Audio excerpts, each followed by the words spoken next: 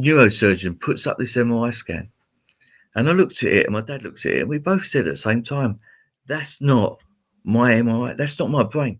Hello and welcome to the Heal Yourself with me, Sarah Dawkins podcast.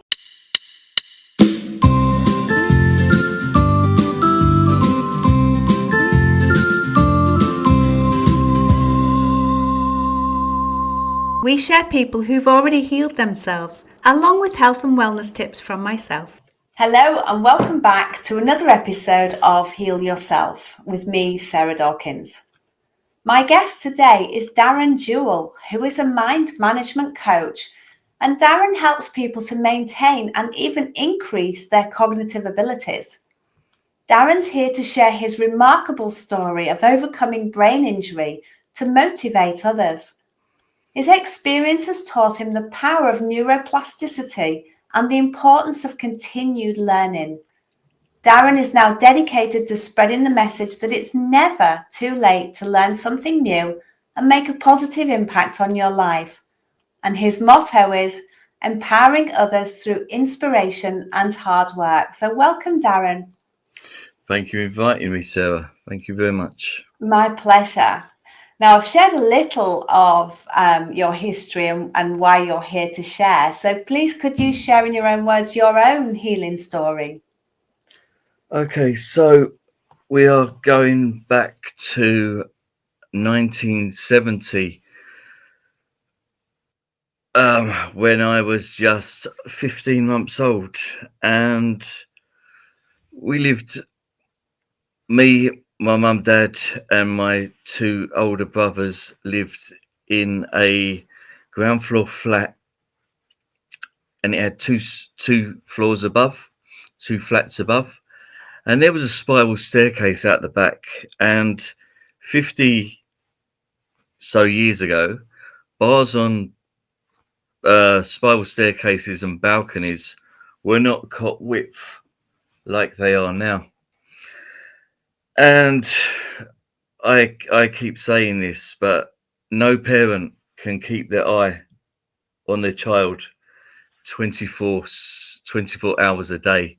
So my two brothers were at school, my dad was at work, me and my mum had just had lunch, and then she was like turned her back to put the dishes away, clean the dishes and put them away. And I must have crawled out the back door or toddled, I'm not sure. So I got out the back door, crawled up this spiral staircase, and the next thing my mum heard was a thud as I've fallen from the spiral staircase and landed on my head. So I was rushed into hospital. She rushed into the Whittington hospital in London, and I was placed in I was in a coma for about 3 weeks. My head, my dad has told me my head, I come down on the left side of my head, so I damaged the left side of my brain.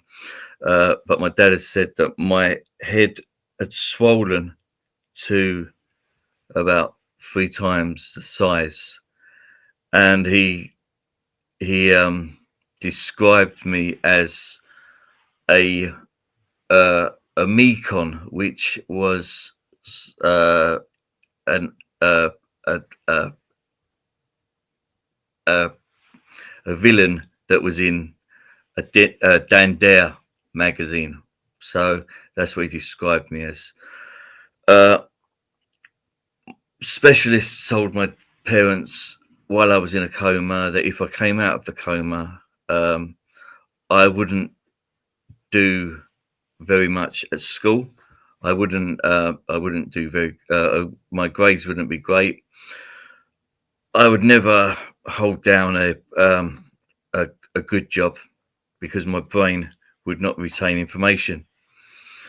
That's because back in 1970, we didn't have MRI machines.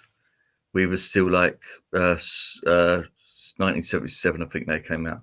So all they did was inject a dye into me and then do a CT scan. So and as I was growing up, I knew there was some brain damage. Everybody knew there was some brain damage. I was slow at trying to say what I wanted to say. There was lots of pauses because I damaged the left side of my brain. I don't know if some people might not know, but the left side of your brain operates the right side of your body, and vice versa. So as I was growing up, if I let's say if I was putting goal when in PE doing at school, which I was always putting goal because they didn't like me on the pitch. I would catch the ball and it would bend my thumb back and I would break a wrist. I would fall down the stairs and break my leg. I would trip over and break my arm. So I broke lots of bones in my body as I was growing up, a bit like brittle bone illness, which when I got to a certain age, I think it was like about 13, my dad got me a little pair of dumbbells and I started using them to strengthen my arms. He also did something that I think started to help me a little bit, but I didn't know actually what was happening, and I didn't know even as I was growing up. I didn't realize because I hadn't heard of this thing called neuroplasticity. My dad, as I was doing everything with my left hand, I was catching balls with my left hand, and he decided to tie my wrists together. So when my left hand went up, my right hand would follow it, and that was creating new neural pathways in my brain without me realizing. So, and I didn't continue it as I got to a certain age. I should have carried on doing something. When I was at when I was at junior school, I didn't realize my own strength. So, and I was picked on a lot at school, at junior school, and I would retaliate. If they pushed me, I would push them back, and I actually hurt like a couple of people just by like retaliating, and because I didn't know my own strength.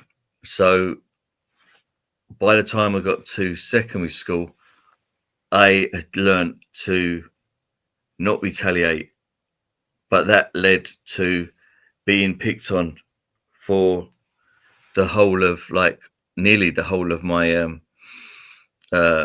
time at secondary school. It was only when I got to like the last, say, 4 or 5 months where I was actually sitting next to supposedly the strongest person in the school, and I was actually sitting next to a teacher. She was like, so she wasn't doing her job very good because he thumped me on the arm, and he luckily thumped me on my good arm.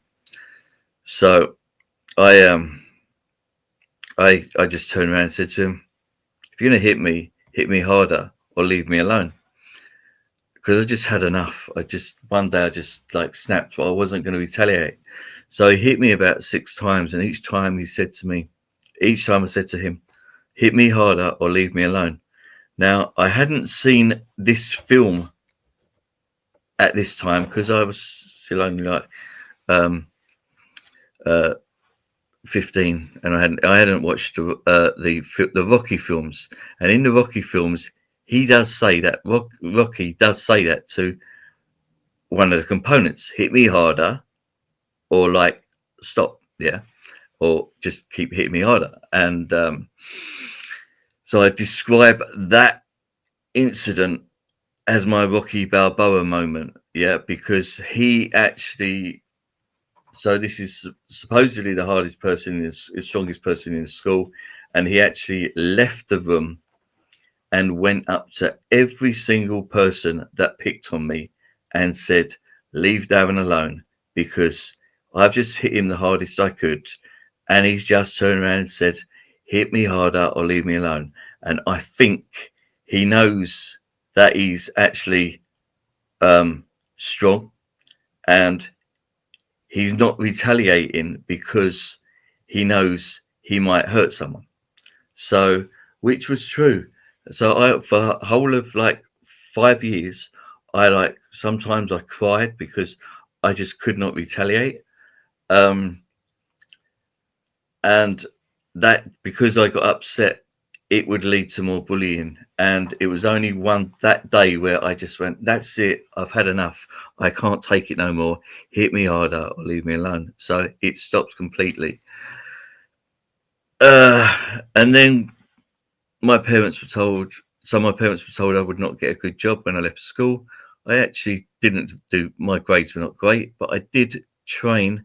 I did go to catering college, and I trained as a chef, which is not just physically hard because you're doing so much at the same time.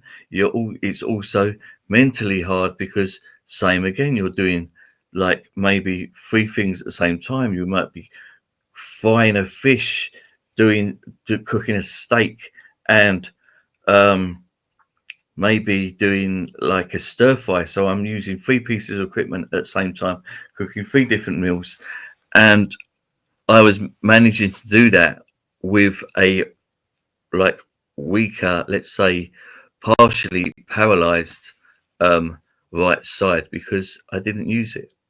So, would you like to ask any questions? I think that's such a fabulous story, Darren, and you showed self-awareness by understanding your limitations, and then as you grew stronger, understanding the power you had, and helped others by not retaliating, by not showing them. You obviously showed some power, but not much. So you getting stronger, but kind of keeping it to yourself because you of your own fear of hurting people. Yeah, we so like my dad is like even now. Yeah, my dad is 85. Yeah, and I think my dad is the strongest man I've ever known. Yeah, he's unbelievable. He still pumps iron every day.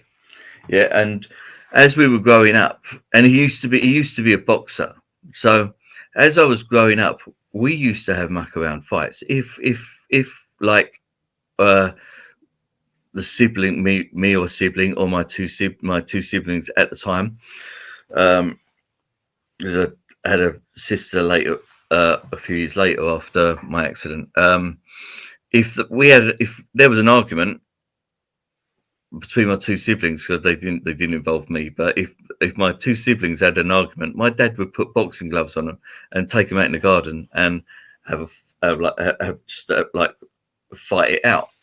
And so I used to, if my two brothers took the mick out of me for some reason, just mucking around, I would sometimes give them a little dig, like give them a little poke, and used to do the same thing with my dad, and because we used to have, like muck around boxing match, yeah, and he actually said to me one day when I was like, say, before like my 16th, before I was like 16, he said to me, "Do you know what? I've had boxing fights, and my dad said uh, the strongest punch I've ever felt is from you." So, and he's had fights with boxers. So, uh, even now, I would refrain from trying to retaliate unless somebody was like someone close to me was in um danger. So yeah. So um so as like my I said, my parents were told I wouldn't get a job in I wouldn't get a good job, so I trained as a chef, um which was really challenging at some points. But it gave me so much confidence.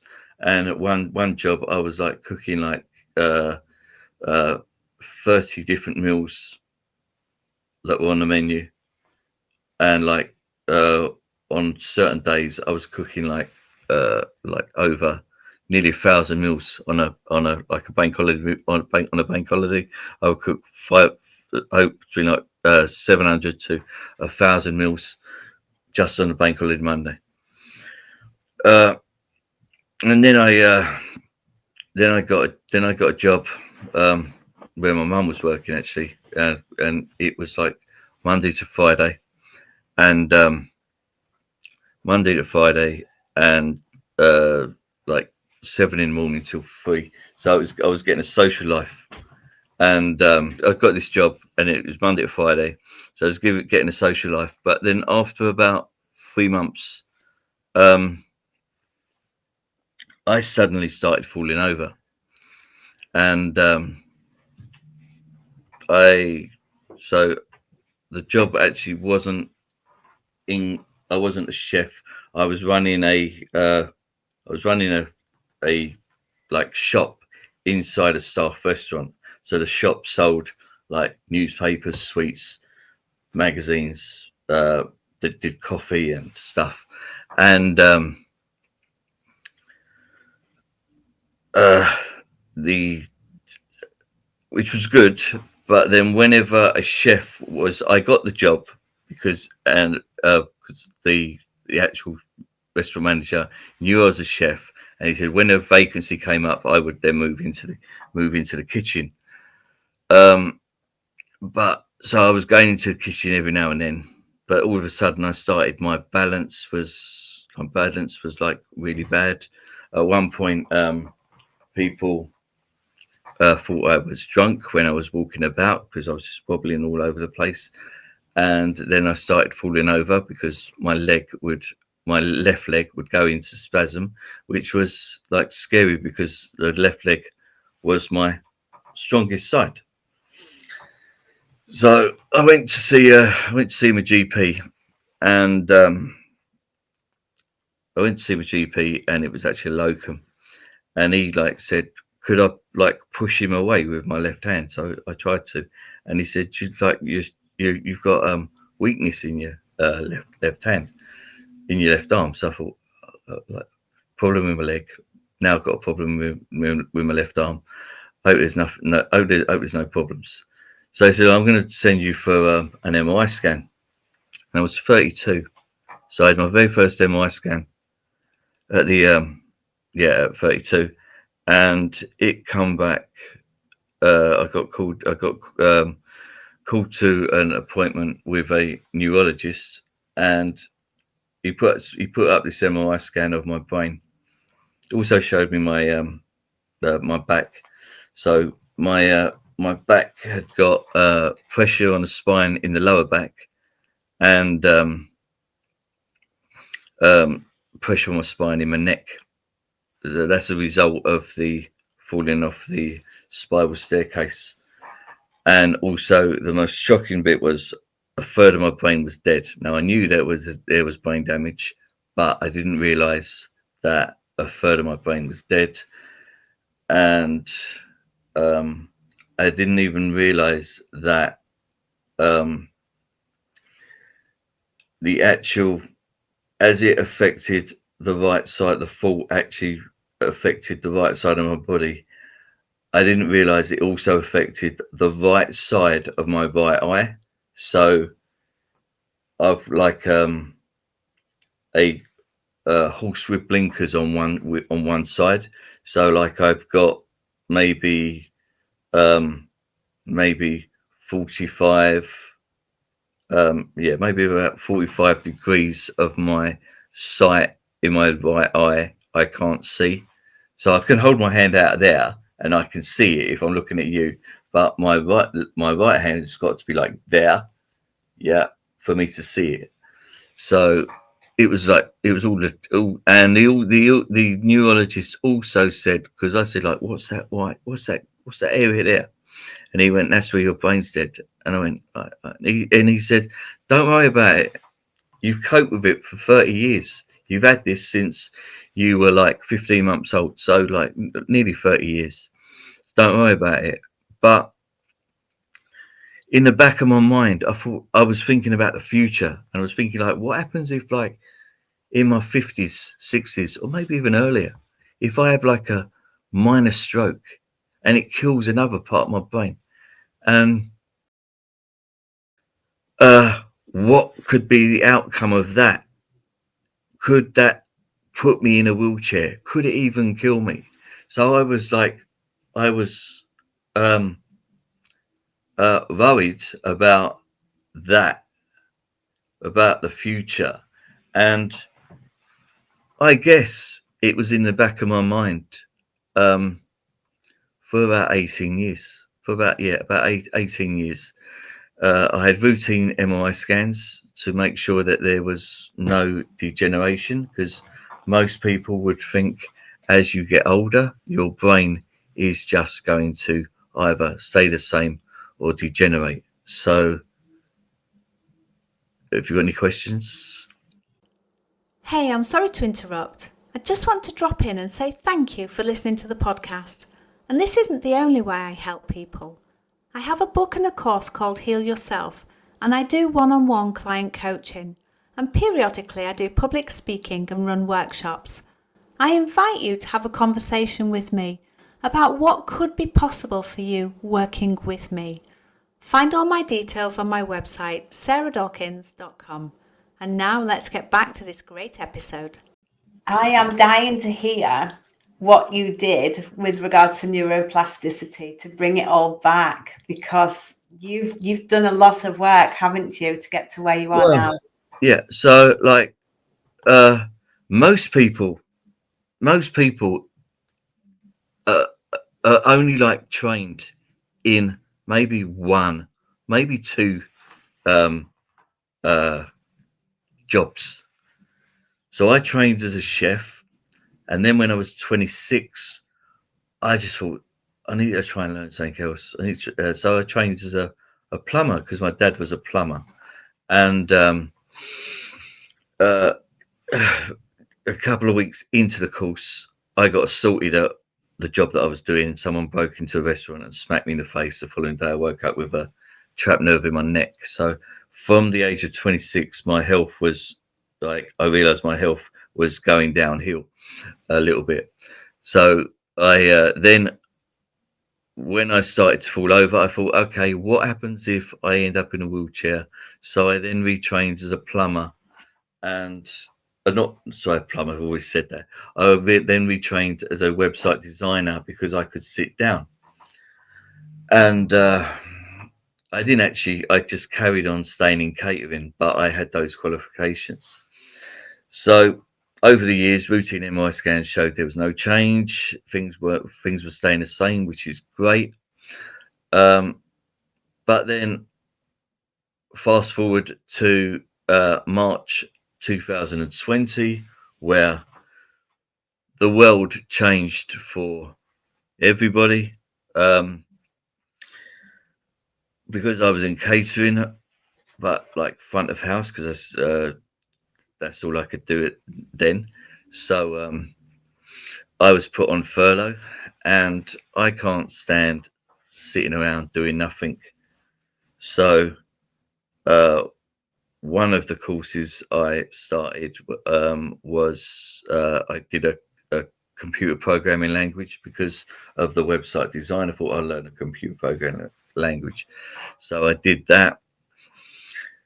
Then I also found a home study course for neuropsychology, because of what had happened to my brain. I was interested in how it worked, so I did this neuropsychology course, and it touched on this neuroplasticity. So, which is, in layman's terms, if people don't know what it is, that is when you hear people say rewire the brain. That is, rewiring the brain is creating new neurons, new neuro pathways in your brain to make your brain stronger. And I just thought, I'm 50 years old. That's not going to happen to me. So I left it for a little while. I left that course for a little while, and I started doing some others. And I ended up doing about 50 plus online courses. Some 5 hours, 4 hours, some 50 hours on loads of different subjects, because I just thought, when I was at school, I could do I was doing like 5 or 6 subjects. So I thought, okay, can I do more than one subject at the same time? So I had at one time I had about 5 subjects at the same time, but after 16 months of being on furlough, and I eventually got made redundant as well. So between looking for work, I was doing more courses, and after 16 months, I got called in to have a new routine MRI scan, because my neurologist, who I'd had for 10 years, was leaving, so she wanted a new up-to-date scan for the new guy who was taking over. And after I had the MRI scan, I then get a letter saying they wanted to see me in the National Hospital for Neurology and Neurosurgery. And to be quite honest, I was scared. I thought there was an issue with my brain, because I've never been to that hospital before. And then when I get there, I find out the person I'm actually seeing was also a neurosurgeon. So I thought, I don't want an operation. I feel okay. I don't want an operation. So I go there, and I go into the office, and my dad's with me as well, because we always think two people listening is better than one person. So we go there, and this neurosurgeon puts up this MRI scan. And I looked at it, and my dad looked at it, and we both said at the same time, that's not my MRI. That's not my brain. It's not my brain. And he goes, it is. And I went, it's not. That brain looks normal. There's no visible brain damage. All my scans have got this big mass that is dead. That is normal. That can't be my brain. And he goes, it is. And he goes, this is the interesting bit. He said, this is probably the result of you learning so much. And they was on, I was doing coaching courses on confidence, and I was doing forgiveness coaching and mindfulness and loads of different things, and then other courses as well about more computer programming languages and some more website design courses. And he said, it could be that all these courses, what you've actually done is you've stimulated blood vessels in your brain that has pumped blood to the dead area and brought it back to life again. And I went, even now, it's like 3 years have passed, and I'm thinking, how is that possible? Why? And because he also said, in 35 years as a neurosurgeon, he's only seen this at this scale 3 times, and I'm number 3. So, I just think that, why? What have I done? And people go to me, Darren, all your life, you fought challenges. I also said to this neurosurgeon, said, in life, everybody gets hurdles thrown in front of them. And some people think there might be 3 ways of getting over that hurdle. Over it, like in athletics, round it, under it. And I go, no, it's not there. Visualize it's not there. So any hurdle that I see in my brain, I just go now, before say pre-COVID, yeah. Pre-COVID, I would say, I can't do that. I can't do that. I can't do that. And now I don't. Now I say, if I've got the right mindset, if I'm in the right mindset, I can do anything. So for about under a year, it was under a year after I got told, after I got shown this MRI scan, I didn't do anything. I didn't do anything about this, even though he said, "What do you want to do now?" And I just said, "Just carry on learning." But then in 2022, during the National Mental Health Week, I arranged to go back to my old school, which I left in 1985, to talk to the kids, to inspire one kid to think a little bit more positive about the future, someone who was like me. And so that was my goal. I did 4 assemblies. I didn't do the final year because they were doing their exams. But my goal was to inspire one kid to think a little bit more positive. And I didn't know how I would find out that if it worked, because I never went back to school. I never got like a follow up or anything like that. So I then put my story onto a local Facebook group, and a few weeks later, a parent joined that Facebook group that day, and she found my story, and she said, "Are you the man who went into the school to talk to the kids?" So I went, "Yes, I was." And she goes, "I'd like to thank you because my daughter has come home from school and said if he can do that with a third of his brain dead, then if I work hard enough, I can achieve whatever, like my goal of like what I want to do when I leave school." And I just said, "Thank you very much," because I wanted to inspire one kid. And she said, "Darren, you've inspired you've inspired more kids, because there are parents that want to find you to thank you, but I'm the one who's found you. I'm telling you, there are more parents who want to thank you." So that inspired me to talk a little bit more. And then I spoke to some people, like in a work and health program. They did a office relaunch, and I was making candles at the time. I was using my nose with like the senses. So I got invited to like have a stall and then do a little talk like for about 10 minutes. And I had people from the Department of Work and Health, work and Department of Work and Pensions, people from the job centre, and people from this work and health program, their head office.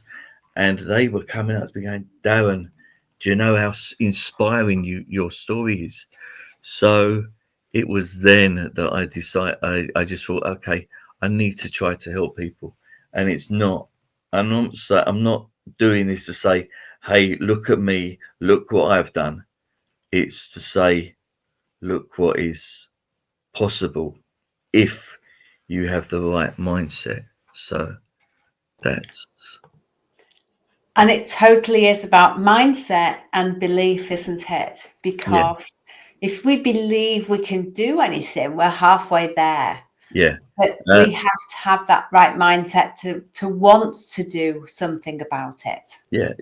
Because as you grow up, you listen to people saying to you, "Oh, you can't do that. You can't do that," and that's impossible. You're not going to be able to do that. And then it sticks in your mind. And then you've got this thing that people might hear a lot of, they don't limiting belief, where you start thinking, "Oh, I can't do that. I was told I can't do that." And then um, I know like I was doing these courses, and and one day I just thought. So I was still on furlough, but I thought to myself, "Do you know what? When things if things or when things go back to normal, I don't want to go back into catering. And that moment, that moment switched my mindset from a fixed mindset to a growth mindset. And now I just want to like learn as much as I can, and help people. Because if I could do this with a third of my brain dead, and I hate this word with a passion. Yeah, I hate the word normal, because for years I was not normal. And but if you have a normal brain, or let's say average, if you've got an average brain and you try to learn something on a regular basis, it they say it can help fight dementia. And the way I look at it is, if you learn something on a regular basis and then all of a sudden you start getting a little bit more slower or something, uh, and your memory starts to go a little bit, it could get picked up quicker, and maybe they could do something to help slow it down. So that is why I'm trying to do what I'm doing. And I just find it um I sometimes get a little bit upset, because I think, like, why me? But um if someone says, I did a gratitude list around Thanksgiving. And because I know some people in America, so I thought I'd do a post about gratitude. And number one on my list for being grateful is, I'm grateful that I actually had the accident, because if I didn't have the accident, I wouldn't be me now. Yeah. And that is that is even in the worst situations in your life, you can find something to be positive about. And that is what I'm just like, that's what I'm trying to do. So, I love that. And there's always some good in every day, but some days we have to look a little harder, don't we? yeah. So, Yeah. And thank you so much for sharing all of that, and for being such an inspiration to show that we can overcome obstacles in our life, and we can, like you have done, rewire the brain and bring it back online, for want of a better word, to be working and functioning again. And it takes, we have to challenge ourselves to grow. If we stay in our comfort zone, we don't grow. So it's by overcoming obstacles and going through challenges that we actually grow and learn and evolve. yeah. So, like, I start, I realized that, so I knew that I was a right brain thinker, because the left side of my brain was dead. So I knew I was a right brain thinker. Now, I didn't know until, like, I started this journey that the right side of the brain is like the creative side, and the left side of the brain is logical. So I look at it, people say to me, your like qualifications are completely different. I went, no, they're not. If you look at catering and you've got a white plate, it's a boring plate until you've infused flavors, food and colors and that, and then the plate looks beautiful. Then it's the same with plumbing. You can go into an empty room and turn it into a beautiful bathroom, or a kitchen. Yeah. And so they're two creatives. And then the website design, if you haven't got colors, text, images, then you might as well not turn the computer on, because it will still be a blank screen. So I know that my qualifications are like creative. So when I started doing the computer programming, I was slowly activating the left side of my brain because that's logical. So I didn't realize what I was doing because no one told me. No one said if you do this, you could get your you could heal yourself. No one in 50 years said to me if you do that, it might do wonders. But so I did it. I found it out myself. So that's why I'm doing this as well, because if no one's telling people that you can do this, then I need to do that because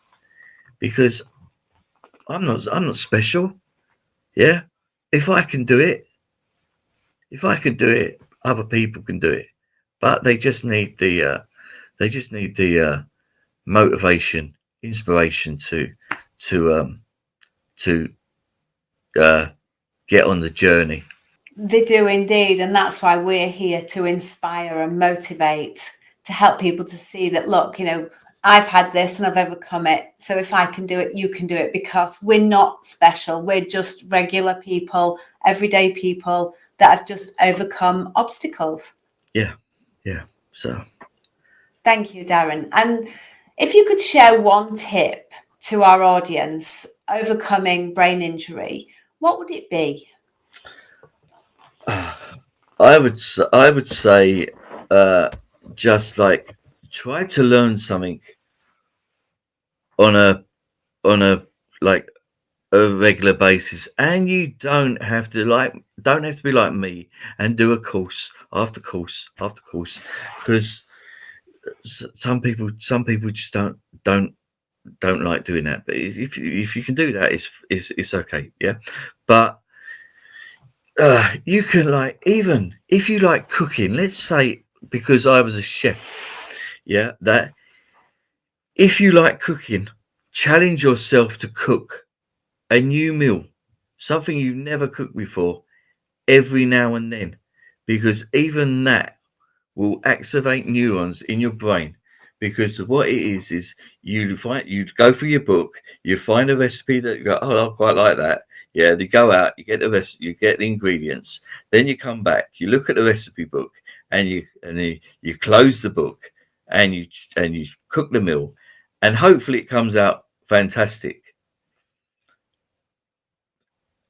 And even if it doesn't, yeah, even if it does or it don't come out like great, you've still built a new neuro pathway by doing that. So just challenge yourself to cook a new meal, or even going on holiday to a new country that you've never been to before and find out a little bit of culture. Every day there is something to learn, and it can be something just so small, but there's something out there that can help keep your brain stimulated and hopefully help um, fight off things like vascular dementia, yeah, and any kind of mental illness. So there, that's my tip. Thank you. And every day's a school day, right? Yeah, exactly. Yeah, we might be